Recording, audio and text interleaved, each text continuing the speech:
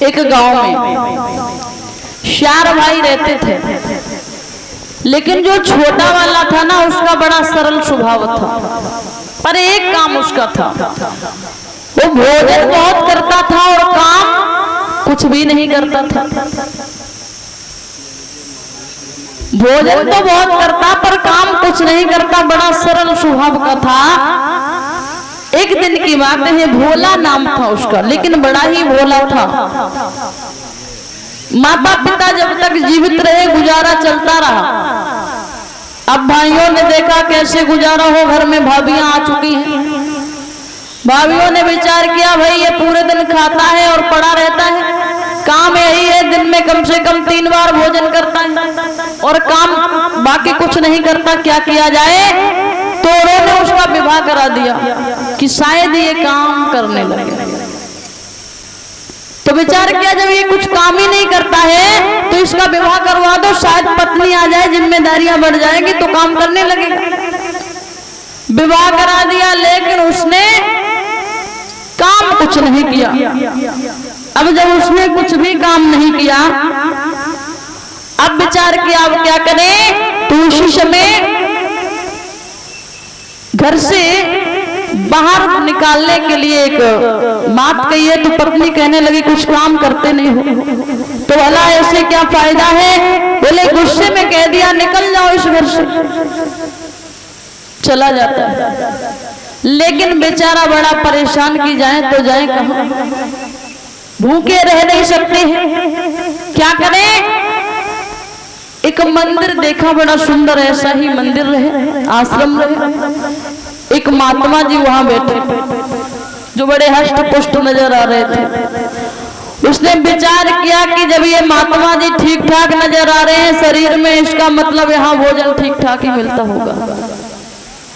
बोला महाराज क्या मैं यहाँ रह सकता हूँ। लेकिन महाराज बड़ी एक कमी है हमारी। क्या। बोले मैं काम कुछ नहीं करता हूँ, भोजन बहुत करता हूँ, इसलिए घर वालों ने घर से निकाल दिया। महात्मा जी ने कहा कोई बात नहीं, बने रहो। बड़ा सरल स्वभाव था, रहने लगा। अब धीरे धीरे समय व्यतीत हुआ तो एकादशी पड़ी। एकादशी, अब उसने देखा कि एकादशी पड़ी है तो रसोई घर में ताला लगा है। आया महाराज आज कोई पर्व है क्या। बोले क्यों, आज भोजन नहीं बनेगा। क्यों। बोले आज रसोई घर में ताला लगा है। बोले आज भोजन नहीं बनेगा। लाला मैं तुम्हें बताना भूल गया, आज एकादशी है, तुम भी व्रत कर लो। महाराज एकादशी के चक्कर में घर से आए और व्रत हमसे होगा नहीं। फिर जवाब दिया है आप हमें राशन पानी दे दो, जगह बता दो, हम भोजन बना लेंगे, भोजन कर लेंगे। तो उन्होंने उसे राशन दिया और एक बात कही कि नदी के उस तरफ चले जाना, भोजन बना लेना और जब भोजन करने के लिए बैठना तो भगवान को भोग लगा देना।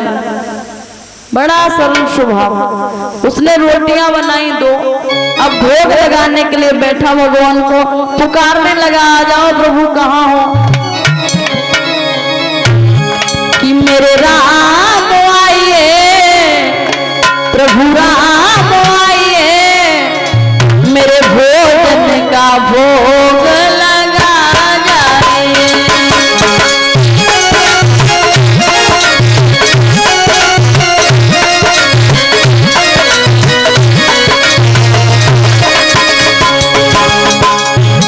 मेरे राम आइए, प्रभु राम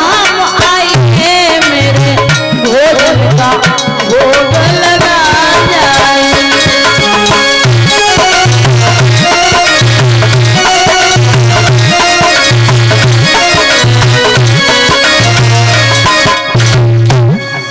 आज जैसे ही उसने पुकारा है मेरे राम आइए, प्रभु राम आइए, मेरे भोजन का भोग लगा जाइए, नेत्र खोले भगवान नहीं आए।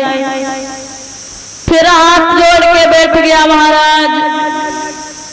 आज मंदिर के सहारे नहीं रहना, वहां रसोई घर में ताला पड़ा है। मंदिर के सहारे रहे तो पूरा दिन भूखा रहना पड़ेगा, एकादशी व्रत आपको भी करना पड़ेगा। इसलिए जैसी भी बनाई रूखी सूखी आ जाओ, भगवान ने उसके सरल स्वभाव को देखा तो भगवान आए, पर अकेले नहीं आए, मैया सीता को भी लेके आए।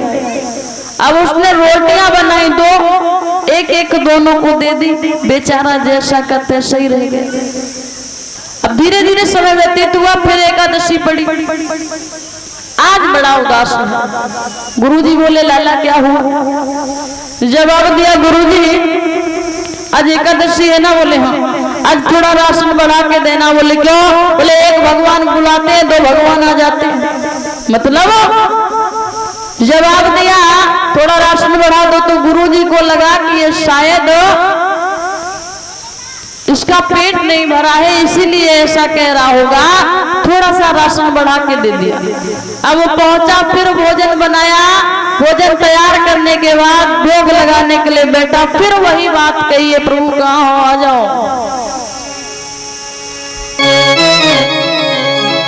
कि मेरे राम आइए, सीताराम आइए, मेरे भोजन का भोग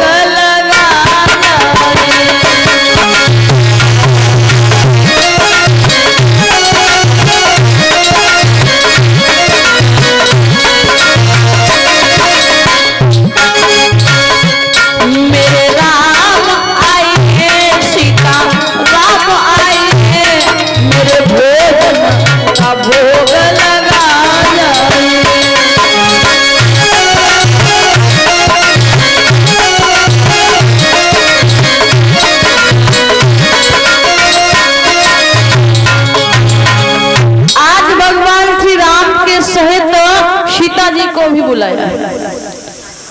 और जैसे ही भगवान ने सुनी है स्तुति, दौड़े दौड़े जैसे ही चलते हैं। लक्ष्मण बोले कहाँ जा रहे हो? भगवान बोले हमारा शिष्य बुला रहा है। बोले भाभी भी गई थी? बोले आप फिर जा रही है? बोले मुझे भी लेके चलो। ठीक है। अब लेकर के जैसे ही आए, आज उसने रोटियां बनाई 6। विचार किया दो राम जी खा लेंगे, दो सीता मैया खा लेंगी, दो तो हमें बची जाएंगी, पर पहले ही से 3 पहुंच गए। उसने जैसे ही देखा, अरे वाह प्रभु, एक बुलाते 2 आते, 2 बुलाते 3 आते, ये बढ़िया है। अब जैसे इन शब्दों को लक्ष्मण ने सुना तो थोड़ा सा क्रोध बढ़ा। अब वो कहने लगा एक बात बताओ, ये आपके सगे भाई हैं? बोले हैं तो सगे ही भाई। जैसे ये कहा, उसी समय भोजन करने के लिए बैठाला, 2-2 रोटियां दे दी। बेचारा फिर वैसा का वैसा रह गया। अब पुनः फिर पहुंचा, फिर धीरे धीरे समय व्यतीत हुआ, अगली एकादशी पड़ी।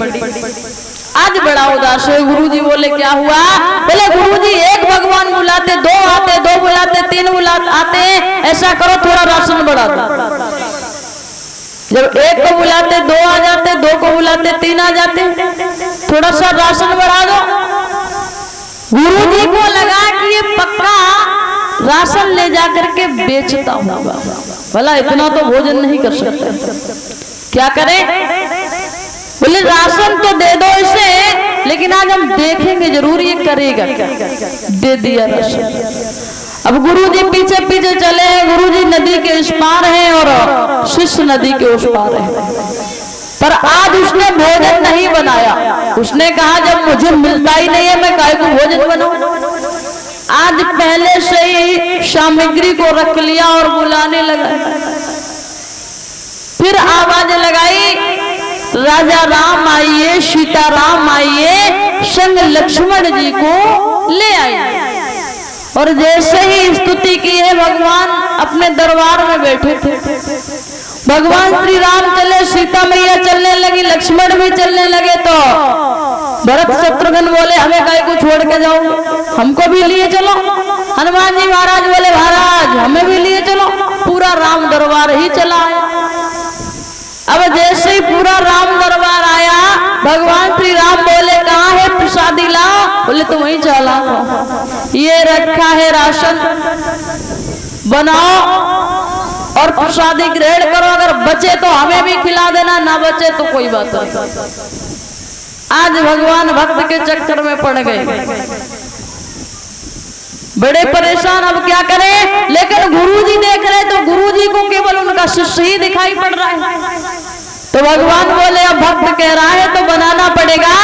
उसी समय भगवान मैया सीता से कहते हैं रसोई को संभालो। मैया सीता जब रसोई बनाती है तो सभी देवी देवता चले आते हैं प्रसादी ग्रहण करने के लिए। हनुमान जी उनकी मदद कर रहे हैं, लक्ष्मण जी भी लगे हुए हैं, भरत शत्रुघ्न सभी लगे हुए हैं।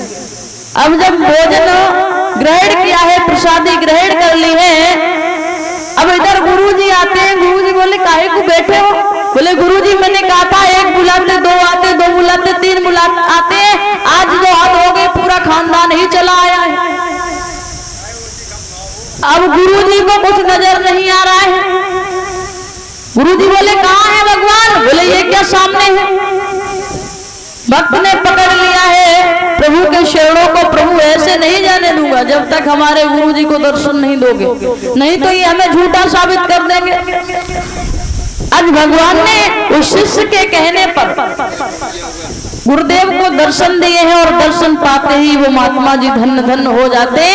हाथ जोड़े एक बात कही है, धन्य है ऐसा शिष्य जिसने आज साक्षात भगवान के दर्शन करा दिए।